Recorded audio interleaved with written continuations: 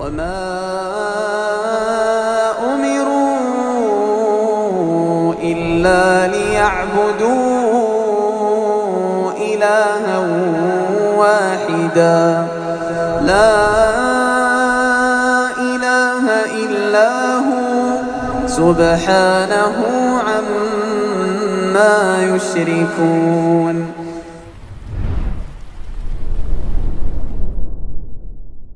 Bismillahirrahmanirrahim. Innal hamdalillah nahmaduhu wa nasta'inuhu wa nastaghfiruh wa na'udzu billahi min shururi anfusina wa sayyiati a'malina may yahdihillahu fala mudilla lahu wa may yudlil fala hadiya lahu. Asyhadu an la ilaha illallah wahdahu la syarika lahu wa asyhadu anna Muhammadan abduhu wa rasuluhu la nabiyya ba'dah. Qala Allah Ta'ala fi kitabihil karim: Ya ayyuhalladzina amanu taqullaha haqqa tuqatih wa la tamutunna illa wa antum muslimun. Fa inna asdaqal hadithi kitabullah wa khairal hadi hadi Muhammadin sallallahu alaihi wasallam wa syarral umuri muhdatsatuha wa kullu muhdatsatin bid'ah wa kullu bid'atin dhalalah wa kullu dhalalatin finnar. Amma ba'd. Dengan memohon taufik, kemudahan kepada Allah Subhanahu wa taala, kita memulai kajian atau serial kajian berkaitan dengan fiqih al-asma al-husna, memahami nama-nama Allah yang mulia, yang mana tema ini atau bidang ini adalah bidang yang paling agung dari seluruh ilmu syariah. Karena syaraful ilmi bisyarafil ma'lum. Kemuliaan ilmu itu tergantung dengan seberapa mulianya yang diilmui. Maka di sini kita berusaha mengilmui tentang Allah, tentang nama-nama Allah dan sifatnya, maka berarti kita sedang mempelajari hal yang paling mulia. Oleh karena itu, wajib atas kita untuk meniatkan mengajar dan belajarnya di sini lillahi ta'ala, untuk mengenyahkan kebodohan dan kejahilan dari diri kita, meningkatkan kualitas iman dan amal serta ketakwaan pada diri kita, dan juga memperbaiki kesalahan baik dari pemikiran maupun amaliyah yang ada di masa lampau. Dan semoga Allah Subhanahu wa taala menjadikan kajian ini kajian yang berkah, baik, bermanfaat, menjadi hujah untuk kebaikan kita di akhirat, dan menyelamatkan dan menjadi wasilah penyelamat di akhirat. Kitab yang saya gunakan saat ini adalah kitab Walillahil Asmaul Husna Fad'uuhu Biha, yang dikaryakan oleh Syekh Abdul Aziz bin Nasir Al-Jalil Dar Thayyibah. Dan kitab ini kitab yang sangat baik, sangat luar biasa. Metode pelajaran kita untuk dirasat pertama ini, sebagai mukaddimah, saya akan beri judul Faedah Mempelajari Nama-Nama Allah. Itu judul untuk kajian perdana kita. Sebagai mukaddimah, faedah mempelajari nama-nama Allah. Nanti di pekan-pekan berikutnya, di pertemuan kedua, kita akan membahas tema kaedah dalam memahami nama-nama Allah. Kaedah dalam memahami nama-nama Allah. Barulah nanti di pertemuan ketiga, kita akan memulai satu persatu membahas nama-nama Allah. Satu pertemuan, satu nama.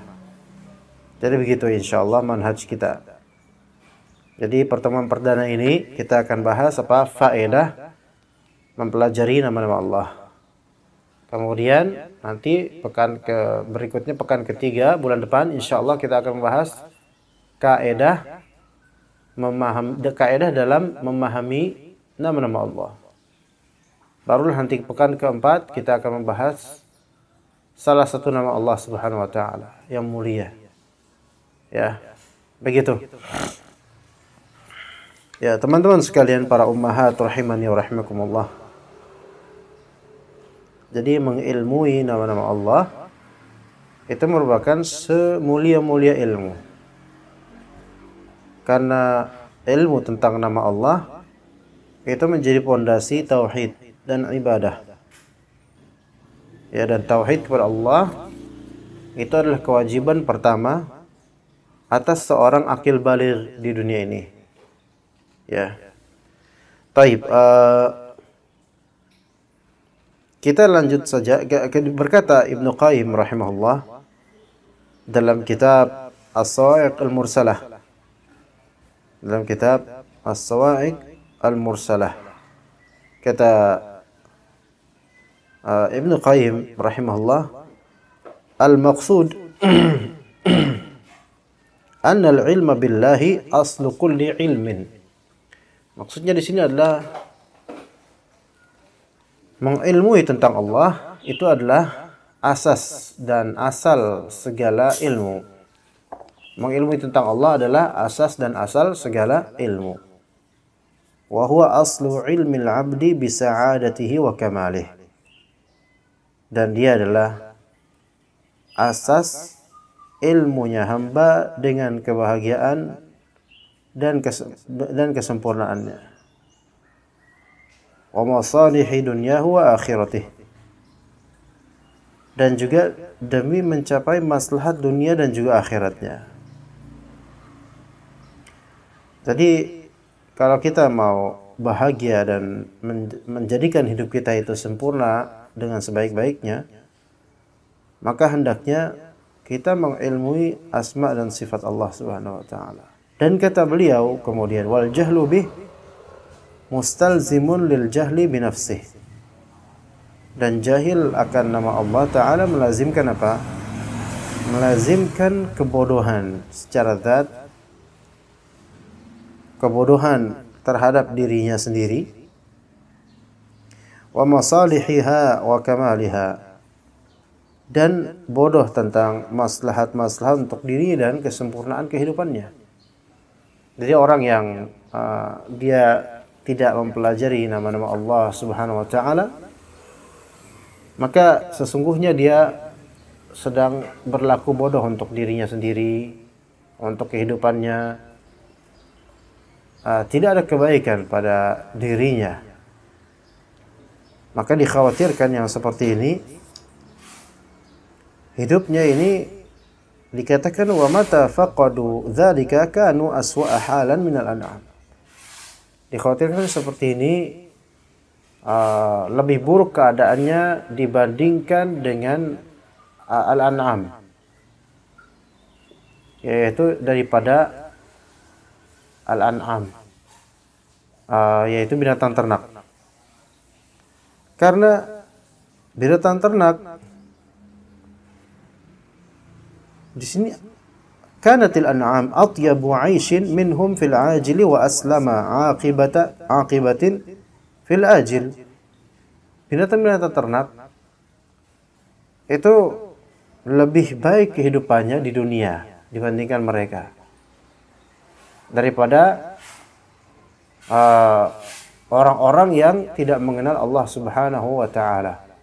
Orang yang tidak mengenal Allah Subhanahu wa taala maka hidupnya hampa-hambar, tidak tahu akhirat, tidak mengerti konsekuensi dari amalannya.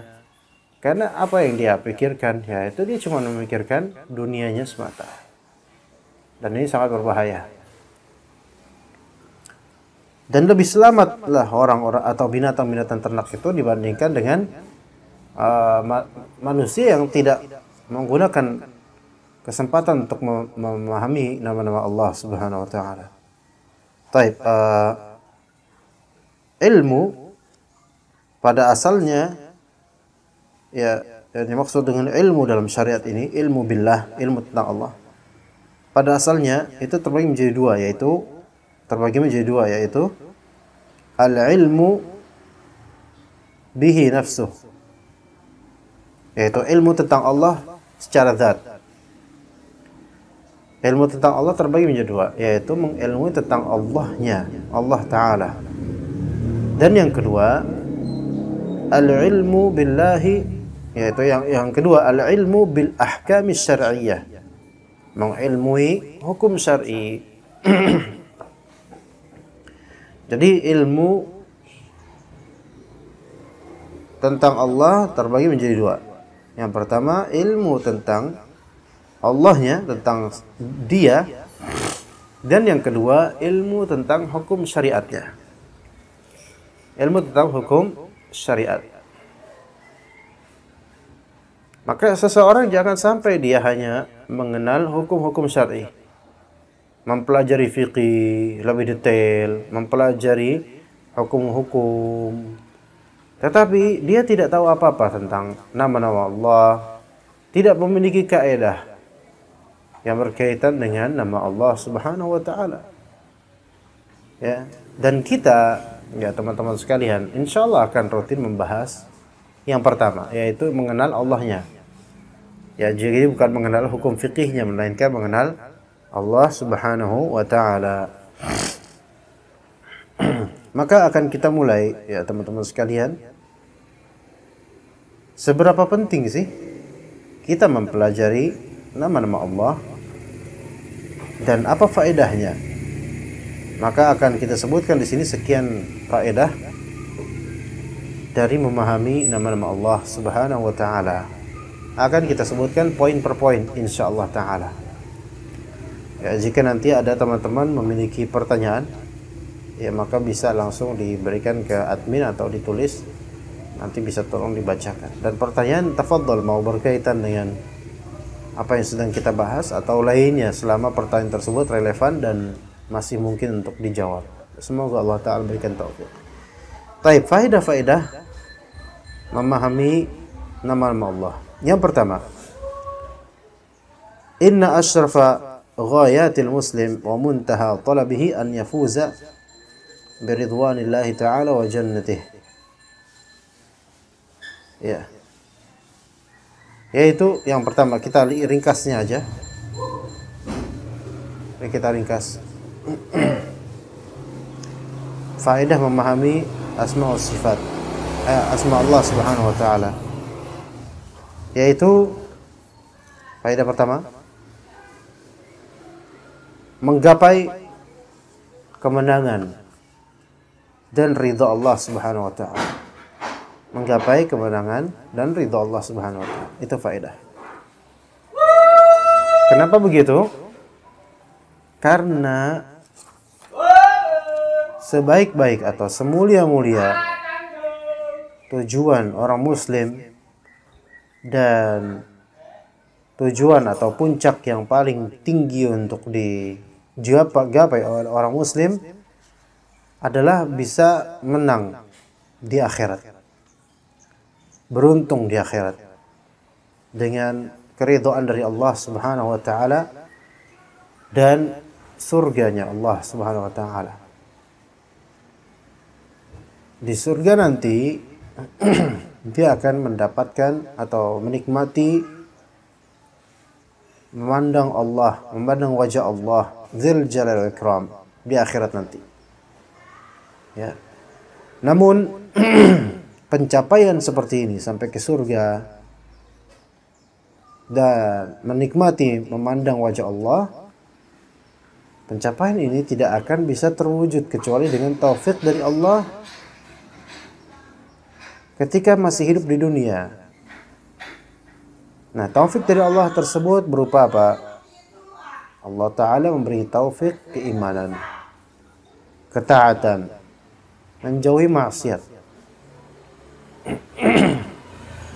Sementara iman dan amal saleh itu tidak akan terrealisir kecuali dengan ilmu.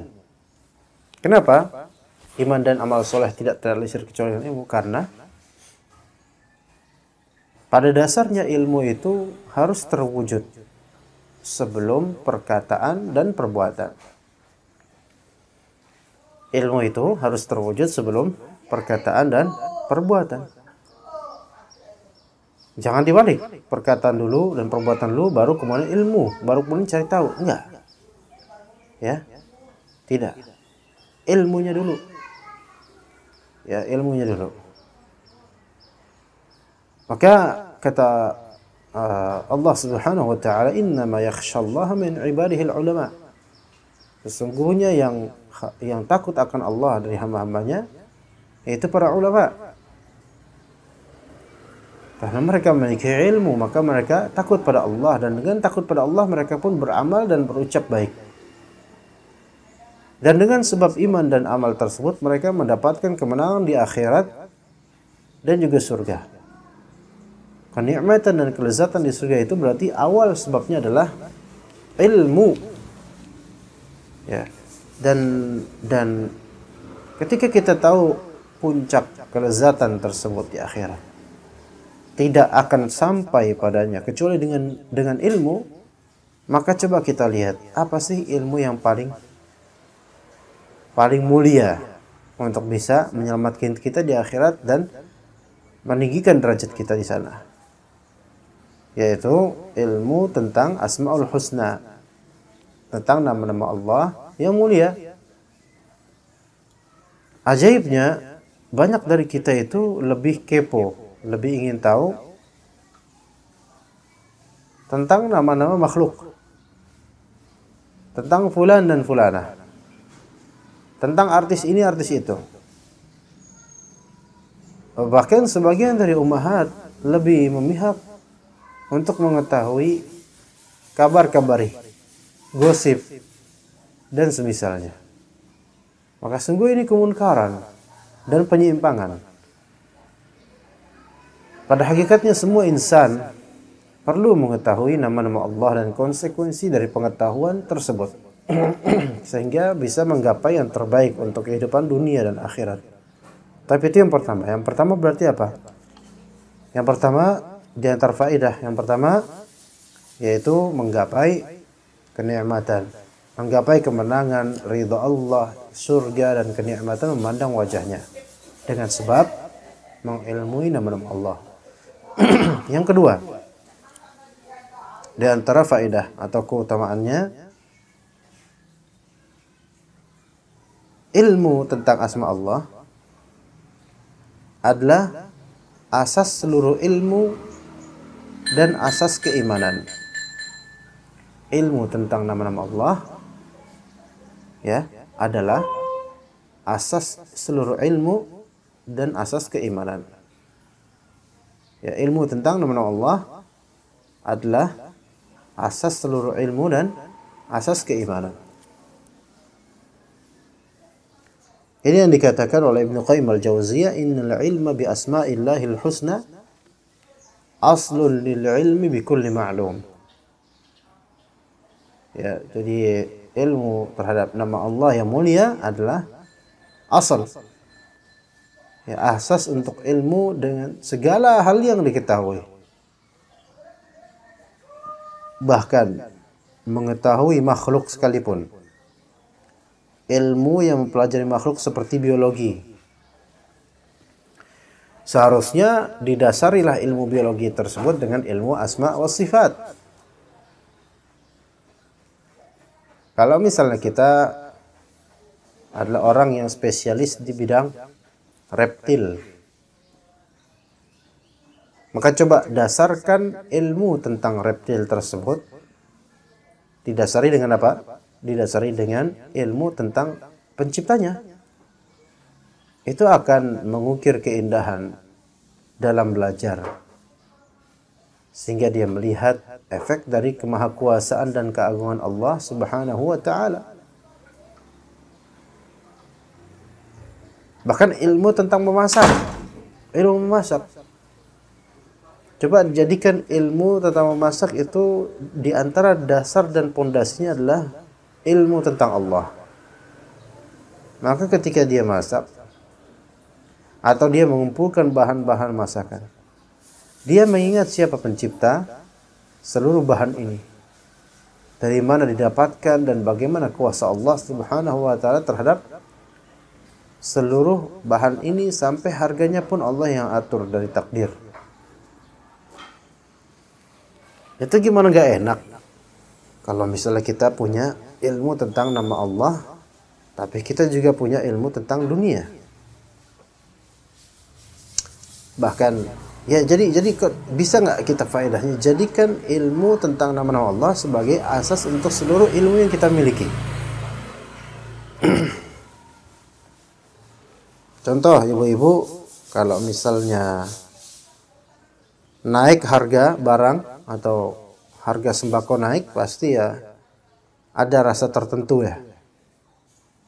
Dan itu suatu ilmu, suatu pengetahuan.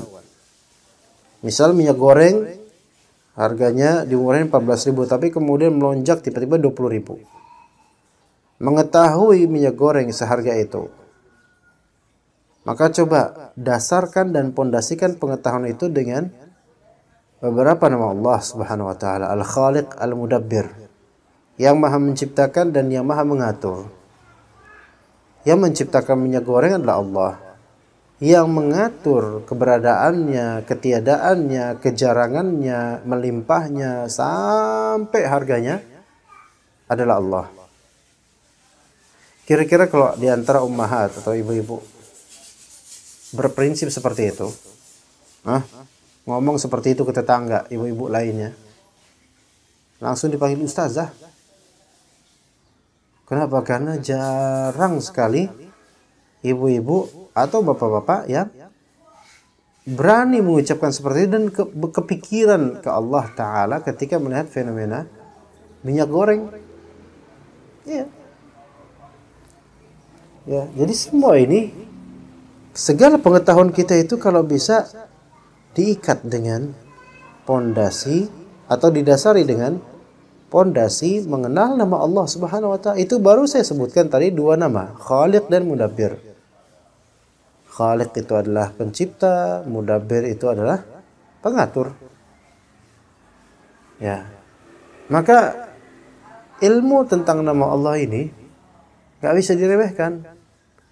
Dan saya bahkan bersyukur kepada Allah Subhanahu wa taala ketika Majelis Ta'lim Al-Huda Sister ini kemudian memberikan pilihan, yaitu kita mempelajari Asmaul Husna, maka saya bergembira sekali karena selama ini di kajian-kajian rutin saya belum ada kitab khusus atau kajian khusus serial Asmaul Husna, dan ini sangat-sangat membahagiakan. Maka jazakumullahu khairan atas pilihan yang sangat baik ini. Dan ini sangat bermanfaat untuk ibu-ibu sekalian dan ummahat seluruh dari yang menyimak kajian ini. Baik, kemudian kita lanjut ke faedah yang ketiga, yaitu menambah iman. Faedah yang ketiga ya, menambah iman, keyakinan, menambah iman, keyakinan dan kelezatan ibadah. Di antara faedah mengenal nama Allah adalah menambah iman, keyakinan dan kelezatan ibadah. Jadi memahami nama-nama Allah Ta'ala itu menambah iman, jelas. Menambah iman, apakah menambah, apalagi menambah keyakinan. Semakin yakin terhadap Allah Subhanahu wa Ta'ala. Dan kelezatan ibadah. Jadi seseorang itu bakal makin percaya, makin yakin sama Allah. Ketika dia berdoa, dia tahu beberapa nama Allah. Al-Wahhab, Al-Mannan, Al-Mu'ti, Maha memberi. Bertambah kepercayaan dia dan juga keyakinan dia pada Allah. Kemudian terlampir pula di hatinya nama Allah lainnya, yaitu Al-Qadir, Maha Kuasa, Maha Mampu. Nggak ada yang bisa mencegah kalau Allah inginkan. Maka ketika dia berdoa yang tadinya mungkin mulai agak putus asa gitu, tapi kemudian mengingat nama Allah Al-Qadir, Maha Kuasa, Maha Mampu, Rabbus Samawati wal Ard, pencipta langit dan bumi, maka tumbuh kembali keyakinannya. Saya yakin pada Allah Subhanahu wa Ta'ala yang Maha Kuasa atas segala sesuatu. Dan kemudian terbit pula di doa-doanya atau ibadahnya atau salatnya atau lainnya, terbitlah kelezatan ubudiyah, kelezatan penghambaan dan peribadatan kepada Allah. Demi Allah, tidak akan sama rasanya orang yang beribadah di atas pondasi mengenal nama-nama Allah dengan orang yang beribadah tanpa dasar pondasi akidah atau mengenal nama-nama Allah. Sangat jauh. Sangat jauh. Berbeda orang yang berdoa tapi dia nggak ngerti nama Allah Ta'ala, tidak ngerti itu Qadir, Maha Kuasa, tidak ngerti itu Latif, Maha Lembut, nggak ngerti ini itu. Dan orang yang orang yang sini cuman yang penting lah kalau misalnya imam doain kita aminin aja dah gitu kelas. Dibandingkan dengan seorang penuntut ilmu baik ummahat, akhwat atau siapapun yang ketika dia memohon kepada Allah, bermunajat kepada Allah, dia sebutkan nama-nama Allah Subhanahu wa taala. Ya Latif, Ya Qadir, Ya Wahhab, Ya Karim. Maka semakin bertambah keimanan dan keyakinan dia terhadap Allah Subhanahu wa taala. Jadi itu yang ketiga, menambah keimanan, keyakinan dan kelezatan dalam beribadah. Maka bagaimana bisa seseorang merasakan lezatnya ibadah jika dia tidak memiliki ilmu tentang asma Allah Azza wa Jalla? Maka semakin mengenal sesuatu itu menjadikan kita semakin mencintainya. Ya, semakin kita tenang dan condong padanya. Kecuali kalau kita mengenal sesuatu itu sesuatu yang buruk, ya semakin kita benci. Tapi kalau kita semakin kenal sesuatu itu sesuatu yang baik, kita makin suka, makin cinta padanya. Kalau misalnya nih kita punya teman, misalnya ummahat ada teman yang mana kalau misalnya kita mengingat teman kita itu dia kok baik ya.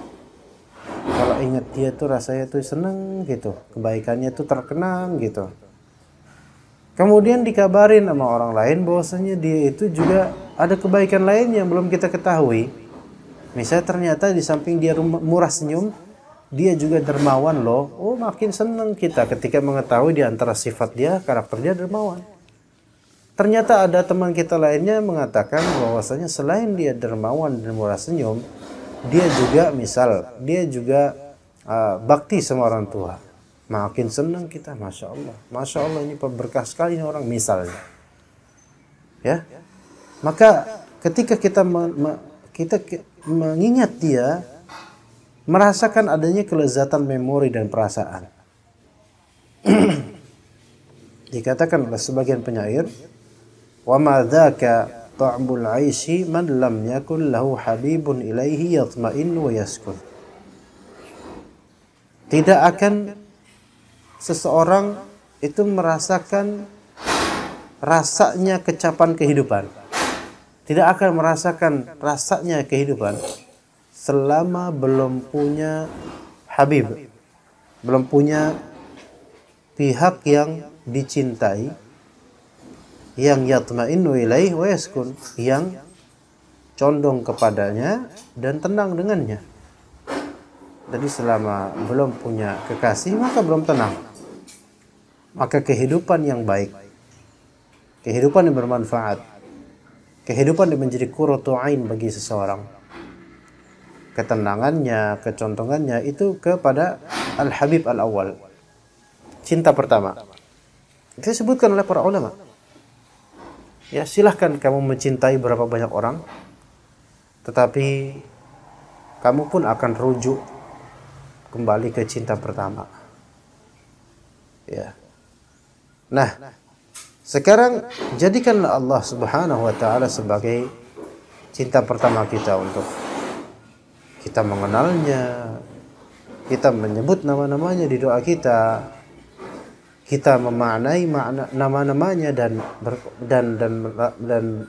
melakukan realisasi sesuai konsekuensi nama-namanya di setiap ibadah kita. Maka itu akan enak sekali hidup. Tidak ada keliaran hati dalam beribadah. Bayangkan betapa banyaknya orang, terutama orang kafir, hati mereka liar, tujuan mereka duniawi, peraturan tidak punya mereka. Peraturan tidak mereka punya. Dan mereka hidup dalam wahsyah, keliaran, kemauan dan syahwat, hawa nafsu, semau mereka. Apa yang mereka mau itulah yang harus mereka lakukan. Atau kata mereka, do whatever you want. Ya, lakukan apapun yang kamu inginkan, itu kata mereka. Jadi jangan dengan orang-orang, lakukan apapun yang kamu inginkan, terserah kamu. Jadi liberal yang seperti ini akan kacau, kana amruhu furta. Urusannya itu bakal kacau balau. Kemudian yang keempat, dari faedah mengenal nama Allah. Dari faedah mengenal nama Allah Subhanahu wa taala, yang keempat,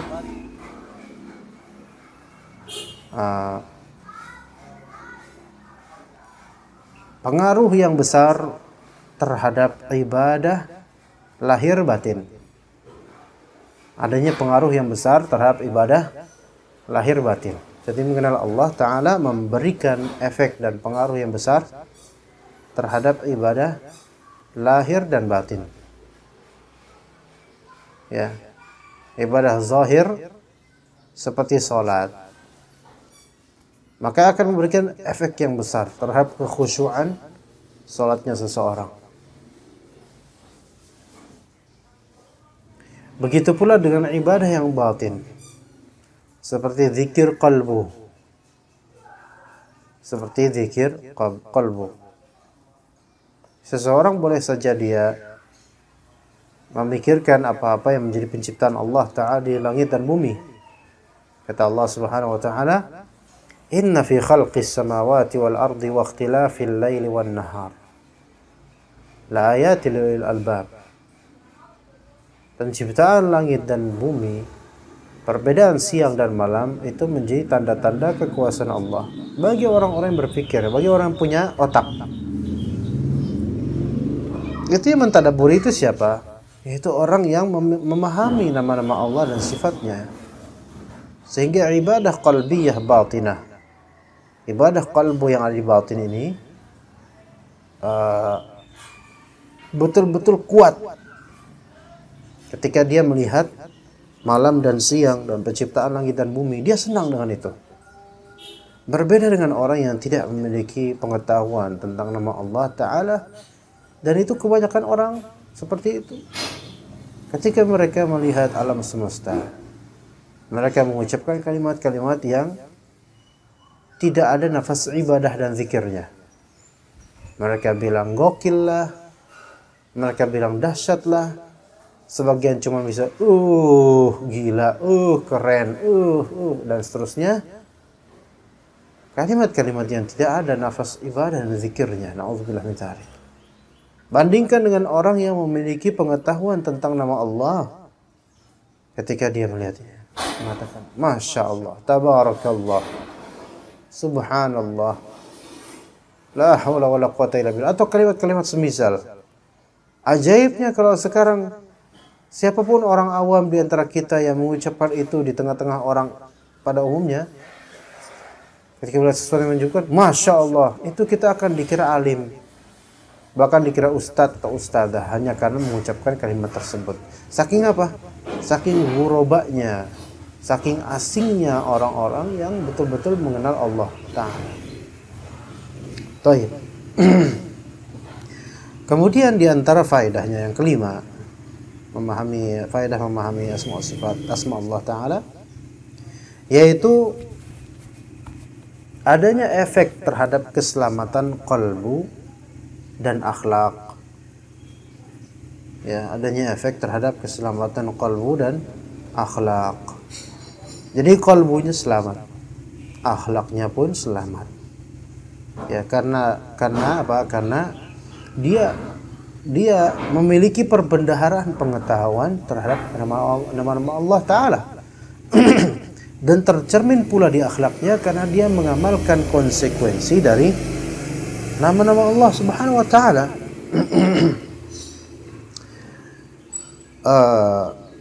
Allah Subhanahu wa Ta'ala Sami', Maha mendengar. Maka karena dia tahu Allah Maha mendengar, dia tidak akan mengucapkan kalimat-kalimat yang tidak diridhai oleh Allah Ta'ala ketika mendengarnya. Ya. Allah Ta'ala basir, maha melihat. Maka ketika dia tahu Allah Ta'ala maha melihat, dia tidak akan mencuri. Karena sepintar-pintarnya dia mencuri, Allah maha melihat. Dan Allah Ta'ala akan membongkarnya suatu hari nanti. Kita lihat eksperimen atau sosial eksperimen di barat. Yaitu ketika ada dompet jatuh, atau seseorang yang ngeprank ya, youtubernya ini bawa koper berisikan duit banyak sekali. Gepokan demi gepokan duit dibawa. Kemudian di depan beberapa orang dia pura-pura kopernya kebuka, terus duitnya berhamburan di jalan. Maka apa yang terjadi pada orang-orang tersebut? Mereka kemudian segera bergegas untuk membenahi uang dan memang sih mengambilnya untuk menyerahkannya. Dan orang tersebut yang keluar dari kopernya duit, orang tersebut pura-pura buta dengan kacamata hitam, padahal dia melihat. Nah, dan ada kamera terpasang di beberapa tempat. Ternyata di barat itu, bahkan perempuan termasuk ya, kalau ada kejadian peristiwa seperti itu, mesti ada satu gepokan yang ditilep dan masuk ke kantong atau jaket mereka. Apakah mereka tidak mengenal Allah Ta'ala? Tidak. Mereka tidak tahu tentang Allah. Allah maha melihat, mereka tidak peduli. Ya, maka tidak berefek kepada kalbu mereka. Mereka tetap nyuri, nyolong. Iya. Beda dengan orang yang mengetahui Allah Sami'un Basir, Allah maha mendengar, Allah maha melihat. Maka ketika dia mau mengambil hal-hal seperti itu, dia mikir, ini Allah Ta'ala melihat saya sekarang. Malulah saya. Kemudian Allah Ta'ala akan memberikan hisab dan azab kalau misalnya saya tidak bertaubat. Maka dia tidak jadi. Nah ini makanya, orang yang memiliki pengetahuan tentang nama-nama Allah Ta'ala yang baik, maka akan berpengaruh pada keselamatan kalbunya dan berpengaruh pada keselamatan akhlaknya. Ini tidak lama lagi saya akan selesai materinya insyaallah ya. Mohon dipertimbangkan untuk pertanyaan-pertanyaan agar segera nanti bisa kalau memang ada bisa dibacakan. Kemudian yang keenam dari faedah mengenal nama-nama Allah, yaitu berefek pada sikap atau berefek pada cara menyikapi musibah dan ujian. Cara menyikapi musibah, ujian dan masa sulit. Jadi mengenal nama Allah ini memberikan efek baik dalam menyikapi musibah, ujian dan masa-masa sulit. Ya, jadi memiliki efek baik dalam menghadapi atau manage musibah, ujian dan masa-masa sulit. Ya.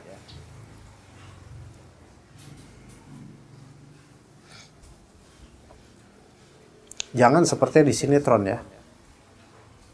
Kalau misalnya terkena musibah, lalu musibahnya rata-rata di sinetron paling putus pacar atau cerai, paling gitu musibahnya. Enggak jauh-jauh. Enggak ada di sinetron musibahnya Pak. Musibahnya karena mengikuti harokiyin, enggak ada. Musibahnya karena menggulingkan pemerintah, musibahnya karena menendang sesajen atau gimana, enggak ada. Ya ada musibahnya paling apa? Keretakan hubungan rumah tangga, perceraian atau putus cinta. Nah gitu-gitu aja sinetron mah. Ya karena kalau nggak gitu ya nggak seru, kata mereka. Dan lihat di sinetron ketika seorang perempuan terkena musibah yang berupa putus pacaran, putus dari pacarnya, langsung lari ke lapangan dan di tempat terbuka seperti itu, kemudian dia bilang sambil mengadahkan kepalanya ke langit, "Ya Allah, apa saya? Kenapa engkau melakukan ini kepada saya? Ya Allah, ini lihat nih." Kata dia apa? "Ya Allah, apa salah saya?" Gitu. "Banyak salah kamu. Ini aja udah salah." Kemudian kata dia, "Kenapa engkau melakukan ini? Ngapain kamu tanya-tanya Allah melakukan ini?"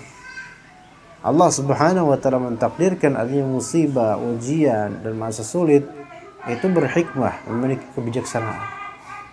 Maka tidak boleh kita mempertanyakan tentang Allah Ta'ala dan keputusannya. Ya kalau Allah berikan musibah tersebut, maka lebih baik daripada pacaran terus, ya udah diputusin aja, itu lebih baik, lebih bermanfaat dan lebih bermaslahat. Namun tetap mempertanyakan, ya Allah kenapa engkau putuskan ya Allah? Ya malah bagus lah. Beda dengan orang-orang yang mengenal Allah Ta'ala, bahwasanya Allah itu alim, hakim. Allah itu maha mengetahui dan maha bijaksana. Pokoknya kalau kita ada musibah nih sekarang, itu menunjukkan bahwasanya Allah Ta'ala mengetahui mana yang lebih baik buat kita, dan itu pasti kebijaksanaan Allah Subhanahu wa Ta'ala, bukan merupakan kezaliman dari Allah Subhanahu wa Ta'ala. Ya. Jadi orang yang mengenal Allah Ta'ala dengan segala nama dan sifatnya, maka itu dia akan enak kalbunya dalam memanage, dan tertata kalbunya dalam memanage musibah, ujian atau masa sulit. Terutama zaman sekarang ketika banyak sekali orang kesulitan ekonomi. Maka tauhid dan memahami asma wa sifat itu merupakan suatu modal yang sangat penting untuk digapai atau dimiliki oleh seorang muslim, supaya ketika dapat musibah dia tidak tergesa-gesa dalam berbicara, dia menunggu, bersabar. Makanya kata sebagian ulama, intizarul faraji ibadah, menunggu jalan keluar adalah ibadah. Maka di antara nama Allah Ta'ala yang menunjang untuk menguatkan keyakinan kita, yaitu bahwasanya Allah itu Al-Hakim. Allah itu maha bijaksana. Ya, zat yang bijaksana, yang tidak langsung segera tiba-tiba apa yang kita minta langsung hadir segera, enggak. Tetapi karena Allah maha bijaksana, kadang Allah menunda agar apa? Agar kita tidak terlena dengan jawaban yang disegerakan. Kadang-kadang jawaban tertunda itu lebih membuat kita dewasa dibandingkan jawaban yang disegerakan, dan seringkali jawaban yang disegerakan atau kemudahan membuat kita terlena, kekanak-kanakan, berfoya-foya, dan lupa bahwa kita itu hasil kita itu mendapatkan sebaik-baiknya kita, sebaik-baik nikmat itu karena hasil memintanya kita, dan seluruhnya karena rahmat Allah Subhanahu wa Ta'ala. Wallahu Ta'ala alam. Untuk materi mungkin sampai di sini. Jika ada pertanyaan maka dipersilakan. Tafadhal. Jazakumullah khairan. Tafadhal.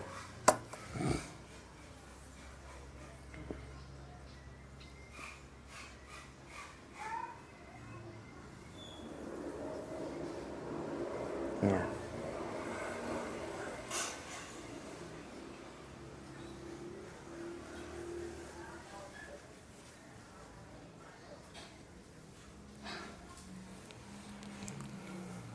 Ya.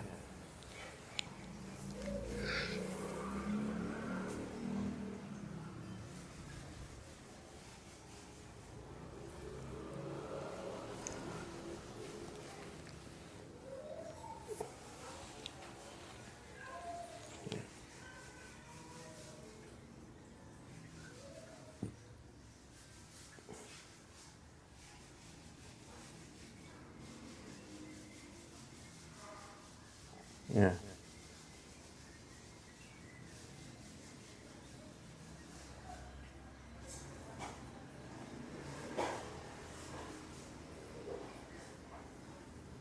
Ya. Kelas, Masya Allah. Barakallahu fiik. Sangat bagus, Masya Allah.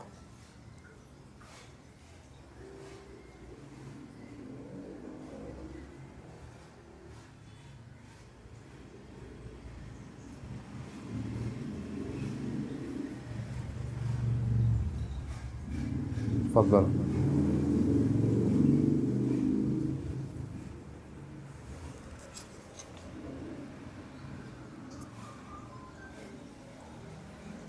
Taib. Apa bedanya bodoh tentang dirinya sendiri ya dengan bodoh akan maslahat dirinya sendiri? Bodoh tentang diri sendiri ini lebih umum dibandingkan bodoh tentang maslahat untuk diri sendiri.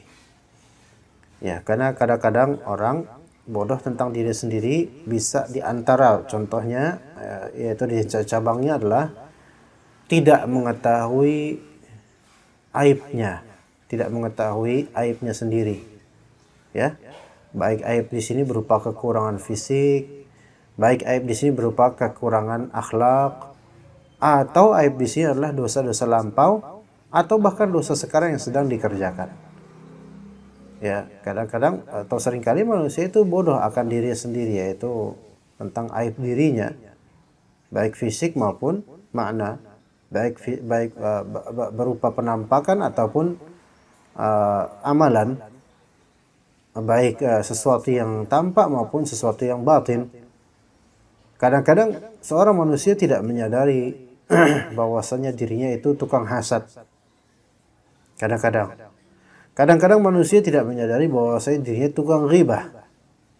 Kadang-kadang manusia tidak menyadari bahwasanya dirinya tukang namimah, adu domba. Dan bahkan kadang-kadang manusia tidak menyadari bahwasanya dirinya tidak tahu atau jahil.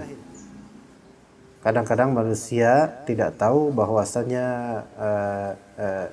pada di antara bagian tubuhnya itu ada penyakit.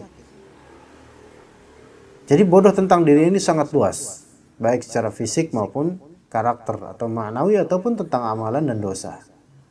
Adapun tidak tahu akan maslahat dirinya, yaitu manusia kadang-kadang tidak mengetahui apa yang baik buat dirinya, baik dari segi makanan, minuman, maupun amalan.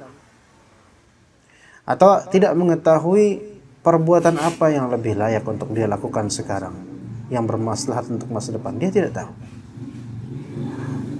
Hamba juga tidak tahu, manusia juga seringkali tidak tahu tentang pekerjaan apa yang cocok buat karakter dia. Kadang-kadang nggak tahu yang bermaslahat untuk karakter dia. Kadang-kadang tidak tahu. Sehingga untuk mengetahui semua itu butuh taufik dan pertolongan dari Allah Subhanahu wa taala. Jadi itu kejahilan tentang diri sendiri itu lebih umum dibandingkan kejahilan tentang maslahat untuk diri sendiri, karena masalah ini kebaikan untuk diri sendiri. Ya, kita kadang-kadang kan nggak ngerti obat apa yang cocok buat kita nih. Misalnya kita mengalami pusing, ya, atau misalnya nyeri di kepala atau gimana, terus butuh paracetamol. Nah, nanti kan ada obat-obat macam-macam, ada Panadol, ada Biogesic, ada Decolgen, ada dan seterusnya. Ya. Ada jamu tolak angin. Ternyata tiap-tiap obat itu masing-masing memiliki, walaupun sama-sama untuk demam atau sama-sama untuk pusing, tapi memiliki karakter masing-masing dan juga ternyata ada yang kurang cocok buat kita dan ada yang cocok. Kadang-kadang kita nggak tahu itu. Ternyata kita lebih cocok pakai Panadol dibandingkan Decolgen misalnya. Misal, ya. Ini merupakan bentuk apa? Tidak tahu tentang maslahat untuk dirinya sendiri. Kadang-kadang begitu. Ya. Wallahu a'lam. Seperti itu, Bu. Wa iya. Waalaikumsalam.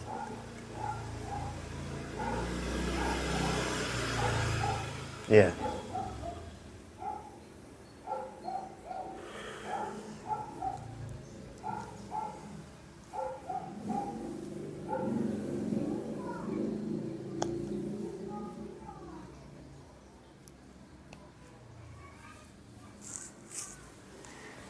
Wa iyyak, jazakallah khair. Yang mengabulkan doa bukan malaikat, melainkan Allah Subhanahu wa taala. Malaikat mengamini dan mendoakan, tapi mengabulkan itu adalah hak Allah taala. Jadi malaikat ini tidak mengabulkan, mereka hanya mengamini atau turut mendoakan. Taib, ketika kita tahu seperti itu, maka mana yang lebih afdal, ngaji online atau offline? Pada asalnya sesuai dengan hadis Nabi SAW, mengaji offline di majlis langsung itu yang dimaksud dalam hadis-hadis Nabi SAW. Yaitu yang dimaksud dalam hadis-hadis Nabi SAW. Dan itulah pada hakikatnya mengaji atau belajar, yaitu secara offline. Tetapi ketika Allah Ta'ala berikan suatu kemudahan, maka kita tidak boleh menafikan kebaikan dari kemudahan tersebut, yaitu kemudahan untuk online. Maka kita tidak bisa menafikan kebaikannya, kita syukuri akan kebaikan ini. Hanya saja keberkahan majlis ilmu offline itu tidak sama dengan keberkahan majlis ilmu online. Ya, tidak sama. Tidak sama dari si kuantiti, tapi tetap sama-sama berpahala. Sama-sama berpahala. Ya, bahkan kadang-kadang ngaji online pun itu lebih baik untuk pengulangan, murajaah, mengulang faedah, mencatat faedah dibandingkan dengan majlis offline langsung di majlis. Tetapi tetap kembali ke basic, ke asal, yaitu ngaji offline itu lebih afdal, lebih bermaslahat, lebih berkah. Lalu bagaimana tinjauannya kalau ternyata ini ada yang sesuai sunnah, ada yang tidak sesuai sunnah? Tentu pada asalnya kita itu belajar agama tidak boleh sembarangan dari pihak manapun. Karena kata Ibnu Sirin, "Inna hadzal ilma dinun fanzuru amman ta'khuduna dinakum." Sesungguhnya ilmu ini adalah bagian dari agama. Atau ilmu ini adalah agama itu sendiri. Maka lihatlah oleh kalian dari siapa kalian menimba ilmu. Apakah kemudian kalau misalnya majlis tersebut tidak sesuai sunnah maka dicabut keberkahannya? Maka di sini ada rincian. Kalau majlis tersebut maksudnya tidak sesuai sunnah, maksudnya adalah satu. Maksudnya adalah majlis tersebut berisikan kebid'ahan dari awal sampai akhir atau dominan bid'ah, maka tidak ada keberkahannya sama sekali. Melainkan isinya keburukan dan juga dosa-dosa. Itu jika dari awal hingga menuju akhirnya kebid'ahan. Bahkan kadang-kadang di dalamnya ada kesyirikan berupa kasidah-kasidah, yaitu kasidah mauludan yang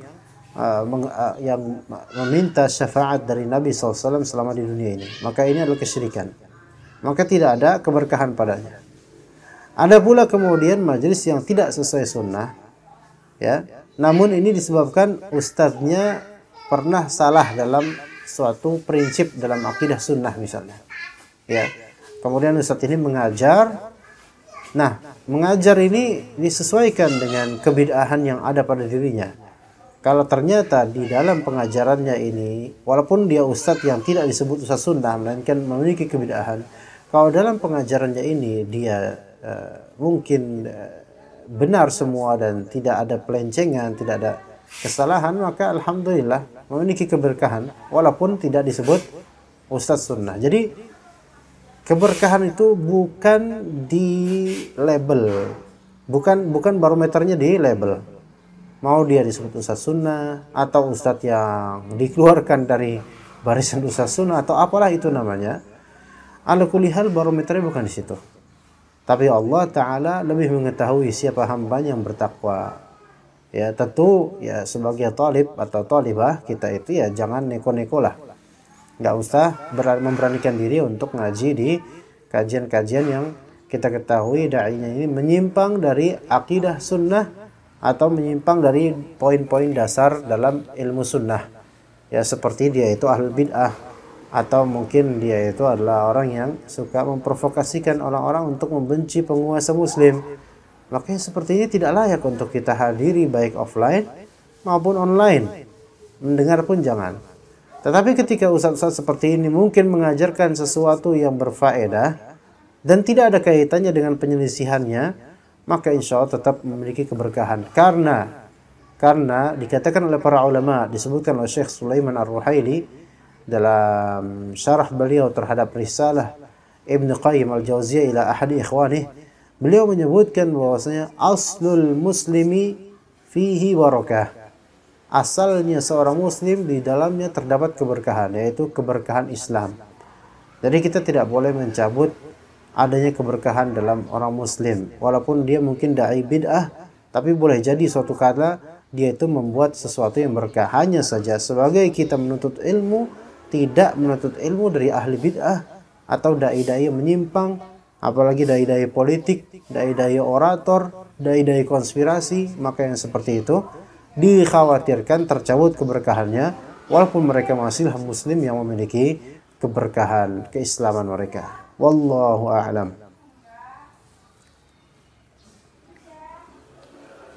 Ya, fadal. Enggak apa-apa. Ya. Waalaikumsalam warahmatullahi wabarakatuh. Ya.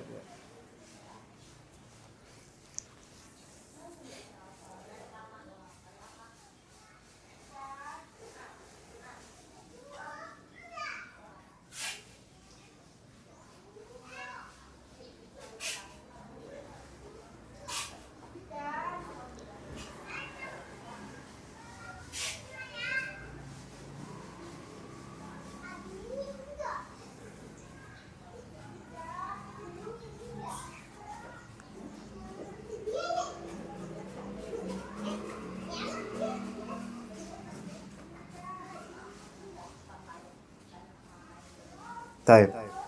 Taib, ahsan. Kasidah-kasidah atau nasyid atau syair-syair yang didadangkan semacam itu adalah kelakuannya orang-orang sufi. Ya, kelakuannya orang-orang sufi, dan mereka adalah orang yang sangat ahli dalam menyimpang di masalah ini. Dan mereka orang-orang mutatarrif, ghulu, yaitu berlebihan dalam masalah memuji Nabi Muhammad sallallahu alaihi wasallam, yang mana sebagian dari kalangan sufi sampai memanzilahkan sederajat seolah-olah Nabi Muhammad lah ini sebagai khaliq atau pencipta kedamaian dan seterusnya. Dalam lagu Ya Thaibah itu ada kesyirikan, dan itu lagu yang sebenarnya seharusnya atau selayaknya memang orang Syiah saja yang menyanyikannya. Karena juga Ya Ali ya bin Abi Thalib, ya, tapi saya lupa liriknya, karena itu Ya Thaibah itu terbit kira-kira era akhir 90-an. Ya, booming era akhir 90-an. Begitu pula dengan selawat yang tadi disebutkan, yang masyhur juga, ya, engkau adalah matahari, engkau adalah bulan. Itu dari bahasa Arab, terjemahan dari sebagian selawat yang didengungkan oleh orang-orang sufi dan nasyid-nasyid. Anta syamsun, anta badrun, anta nurun fauqa nuri. Engkau adalah syamsun. Ya. Syams di sini adalah matahari. Engkau adalah matahari, anta badr. Engkau adalah bulan purnama, anta nurun fauqa nur. Engkau adalah cahaya di atas cahaya. Ya. Anta ikthiru wa ghali, anta misbahus suduri. Engkau adalah perhiasan atau emas yang sangat mahal harganya. Anta misbahus sudur. Engkau adalah pelita hati. Ya, semacam itu kalimatnya. Apakah ini ghulu? Ini ghulu. Kenapa? Apa sisi ghulunya? Pertama, memuji Rasulullah SAW itu cukup dengan apa yang sesuai dengan bagaimana Rasulullah SAW.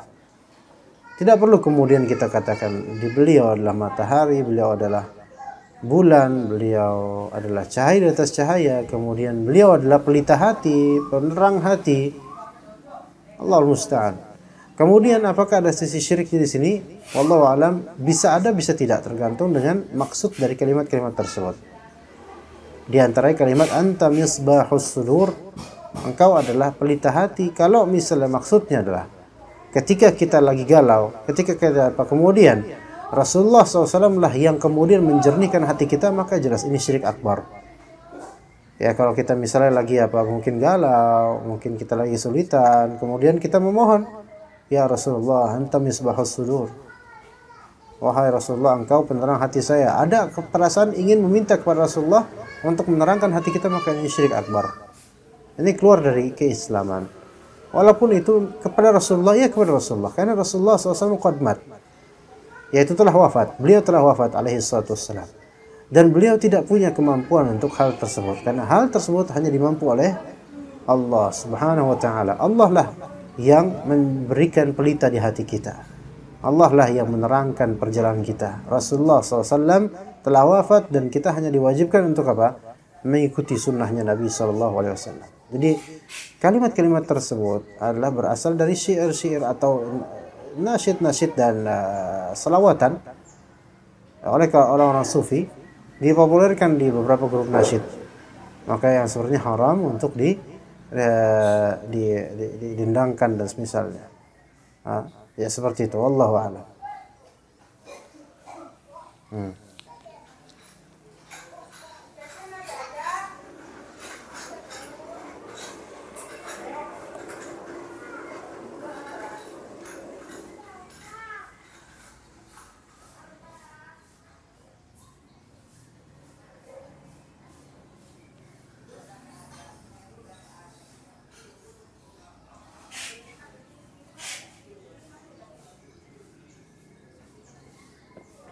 Saya merasa sulit apa? Taib. Taib, ahsan. Kita bagi teman itu ada beberapa macam. Ya. Ada teman kepentingan dan ada teman keagamaan. Ya. Adapun teman kepentingan, maka bertemanlah dengannya hanya sebatas kepentingan, karena dia pun tidak berteman kepada kita kecuali untuk kepentingannya. Maka yang seperti ini mubah. Mubah boleh berteman dengannya pada kepentingan khusus saja. Tapi tidak teman kepentingan tidak dijadikan sahabat. Ya. Teman kepentingan tidak dijadikan sahabat. Ada selawatan. Ini selawatannya kalau kedengeran nih, selawatan yang tadi ditanya nih. Nggak tahu di mana ini. Apa mungkin orang yang selawatan itu mungkin dengar kajian itu nggak tahu ya. Jadi ada teman kepentingan dan ada teman keagamaan. Teman kepentingan ini selama kepentingan tersebut mubah, boleh, maka boleh berteman dengannya. Tetapi tidak bersahabat dengannya karena dia hanya di kepentingan duniawi. Kita hendaklah tidak bersahabat dengan orang-orang yang hanya memiliki kepentingan duniawi. Kemudian yang kedua, teman keagamaan. Yaitu yang disebut ar-rifq atau ar-rafiq fid din. As-sahib fid din itu teman keagamaan. Maka yang seperti inilah yang hendaknya kita berdekatan dengannya dan juga kita bersahabat dengannya sebagaimana kata Allah Subhanahu wa taala, wasbir nafsaka ma'al ladzina yad'una rabbahum bil ghadati wal 'ashyi yuriduna wajha wa la ta'du 'ainaka 'anhum turidu zinatal hayatid dunya. Dan sabarkanlah dirimu bersama dengan orang-orang yang selalu beribadah kepada Allah Ta'ala, berdoa kepada Allah Ta'ala siang dan malam. Mereka menginginkan wajah Allah. Dan janganlah engkau palingkan pandanganmu dari orang-orang seperti ini yang baik, orang-orang agamis ini, demi mencari perhiasan dunia. Maka di sini Allah Ta'ala memerintahkan kita untuk bersabar bermulazamah atau bersahabat dengan orang-orang yang bertauhid dan dekat pada Allah Subhanahu wa taala. Adapun pada orang-orang yang selain itu, yang kepentingannya hanya di dunia, maka kita diperbolehkan untuk berkawan saja tanpa bersahabat. Maka kedekatan terhadapnya itu perlu kita batasi. Dan hal ini juga saya bahas di kajian rutin. Kalau memang teman-teman mungkin mau menyimak, di YouTube kami ada Risalah Ibn Al-Qayyim namanya. Kita membahas tentang masalah teman-teman yang merusak.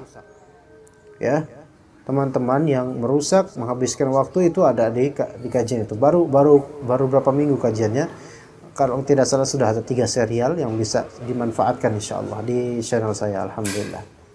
Ya seperti itu. Wallahu a'lam.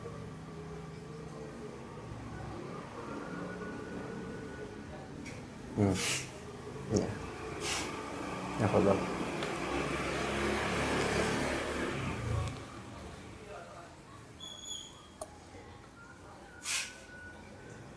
Baik. Berdosakah seorang istri jika dia meminta suaminya untuk jangan sholat di masjid karena dia khawatir sendiri? Maka ini ada tafsir, ada rincian. Ada rincian. Apa ini maksud dengan takut sendiri ya? Dan istri ini sedang sakit. Apa ini maksud dengannya? Kalau ketakutan di situ hanyalah ketakutan yang tidak ada dasarnya, maka dia tidak boleh untuk mencegah suaminya sholat di masjid. Apa ketakutan yang tidak ada dasarnya? Dia hanya ketakutan berupa was-was saja, bisikan aja. Kalau misalnya suami pergi nanti gini-gini, maka ini kebanyakan dari syaitan. Maka nggak boleh dia turuti perkataan syaitan.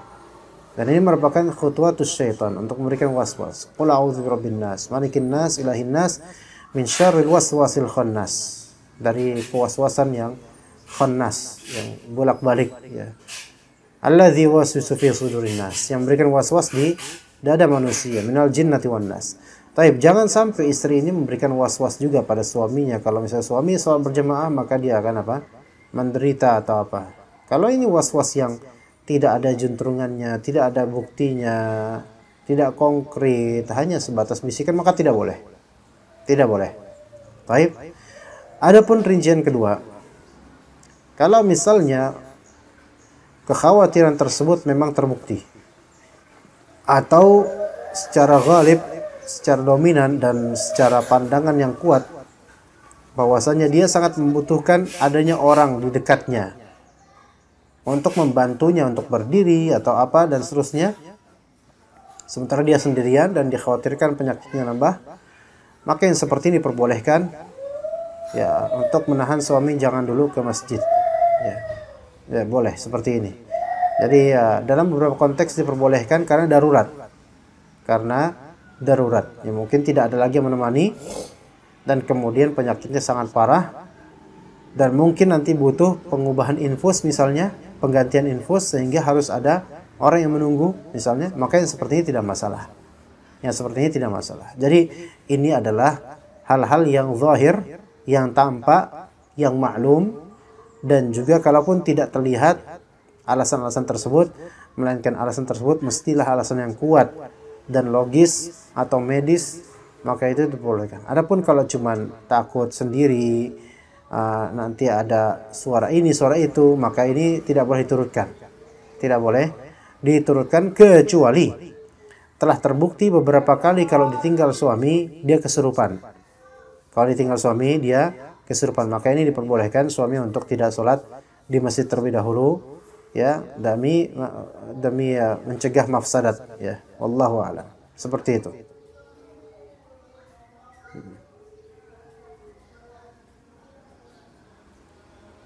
Waalaikumsalam warahmatullahi wabarakatuh.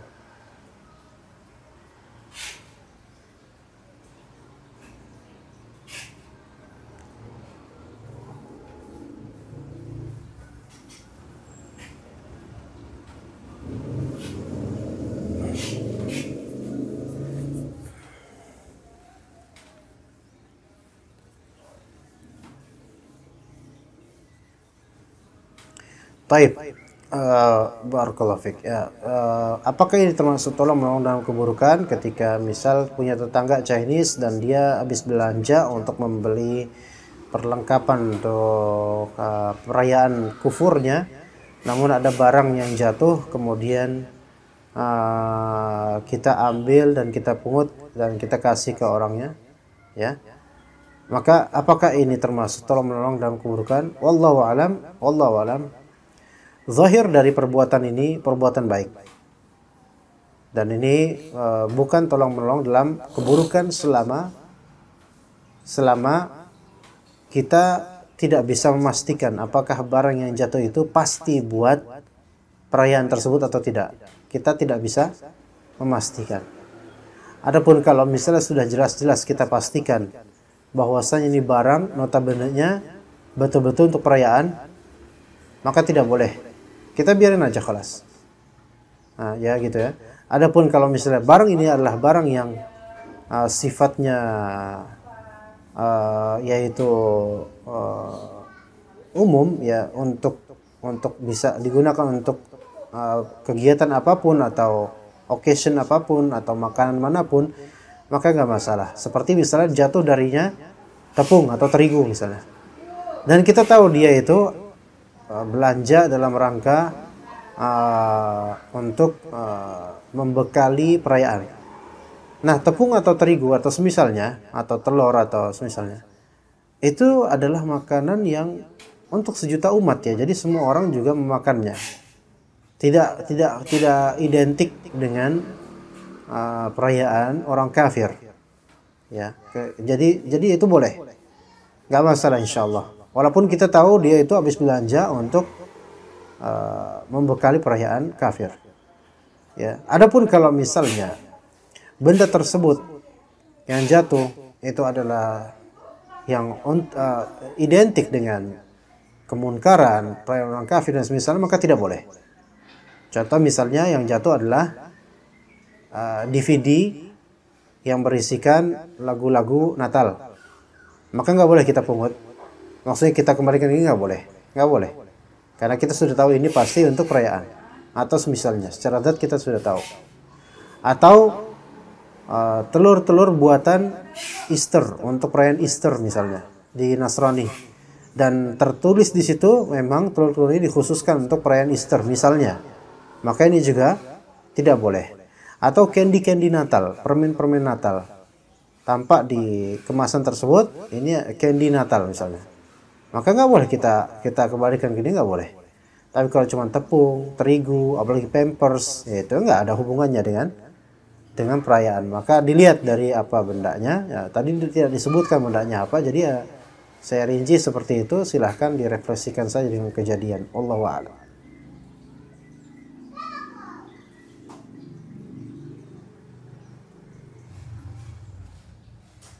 Haram, nggak boleh.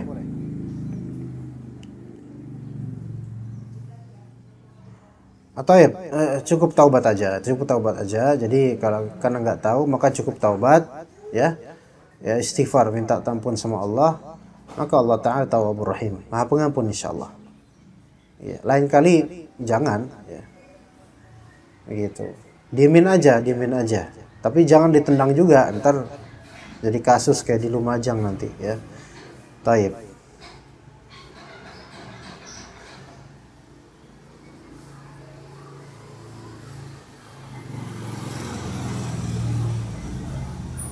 Ya, Allah.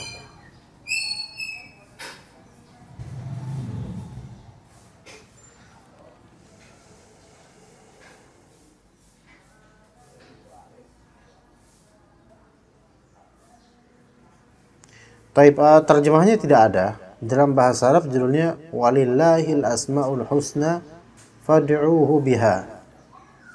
Namanya Walillahil Asmaul Husna fad'uuhu biha. Itu kalimatnya persis seperti di salah satu ayat, ya. Di surat apa ya?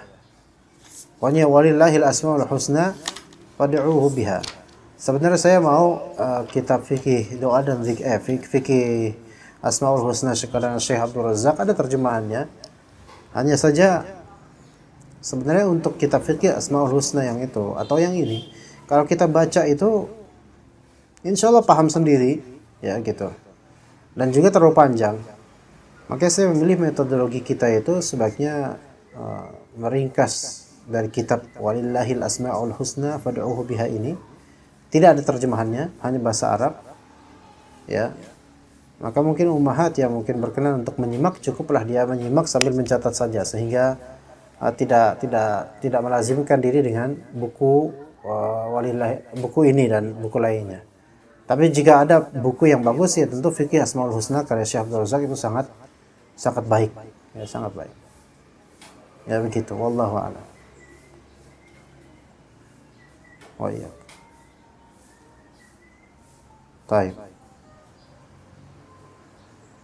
Baik, jazakumullahu khaira. Terima kasih atas undangannya dan semoga kajian ini bermanfaat dan juga akan diteruskan insyaallah sesuai dengan jadwal pekan ketiga dan keempat untuk hari Kamis di jam 8 insyaallah taala. Dan untuk rekamannya juga saya ada rekamannya insyaallah direkam oleh tim yang akan diupload nanti pada waktunya di channel kami, di channel YouTube Hasan Al-Jaizi insyaallah taala. Dan juga kajian-kajian lain juga insyaallah bermanfaat di sana. Mudah-mudahan teman-teman para ummahat sekalian berkenan untuk membukanya dan juga mengambil atau meraup manfaat darinya. Insyaallah bermanfaat. Wassallallahu ala nabiyina Muhammad wa ala alihi wa sahbihi ajma'in. Terima kasih untuk Bu Wiwin dan juga rekan-rekan. Barakallahu fikum jami'an. Subhanakallahumma bihamdika asyhadu an la ilaha illa anta astaghfiruka wa atubu ilaik. Wassalamualaikum warahmatullahi wabarakatuh.